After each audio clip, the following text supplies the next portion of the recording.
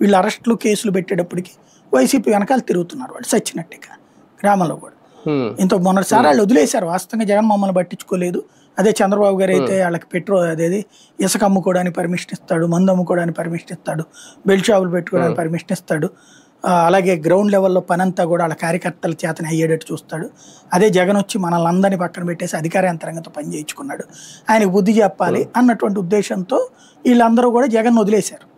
వదిలేసి మన పనేదో మనం చేసుకుందాం అన్న, మనకేం సంబంధం లేనప్పుడు మనకెందుకులే అని తిరిగారు వీళ్ళందరూ కూడా. వాళ్ళందరూ ఇప్పుడు అరెస్ట్ చేసి కేసులు పెట్టడం ద్వారా గ్రౌండ్ లెవెల్ కార్యకర్తల్ని జగన్కి తెచ్చిచ్చినట్టయింది. అట్లాగే ఇప్పుడు ఈ నాయకులు కూడా నిర్లక్ష్యంగా ఉన్నారు కిందటిసారి. ఎందుకు నియోజకవర్గాల మార్పులు రచ్చరచ్చ అయినాయి కదా. జోగి రమేష్ కూడా నియోజకవర్గం మార్పు అక్కడి నుంచి తీసుకొచ్చి పెడ నుంచి తీసుకొచ్చి పెనవలూరు వేసి చాలా రచ్చ అయినాయి కదా. నాయకులకి సీట్లు మార్చడం చివరేంటి ఏడాది ముందే మార్చినా ఒకరికొకరికి మధ్య సమన్వయం లేకపోవడం, ప్లస్ ఆ గొడవల మధ్యన జగన్ మీద చాలా అసహించుకున్నారు, విసిగిపోయారు. వాస్తవంగా ఆల్టర్నేటివ్ లేదు కాబట్టి జగన్ వెనకాల తిరుగుతున్నారు. ఇప్పుడు సైలెంట్ అయిపోయారు. సైలెంట్ అయిపోయిన వాళ్ళు మళ్ళీ వీళ్ళు తీసుకొచ్చి రెచ్చగొట్టి వైలెంట్ చేస్తున్నారు, మంచి బలంగా తయారు చేస్తున్నారు. వాస్తవంగా పడుకోవాల్సిన వాళ్ళందరినీ మంచి నాయకులుగా తీర్చిదిద్ది జగన్కి ఓ మంచి గిఫ్ట్ ఇస్తున్నారు బాబు గారు.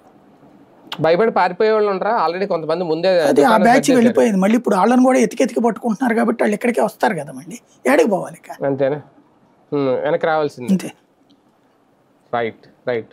చూద్దాం మొత్తానికి జోగి రమేష్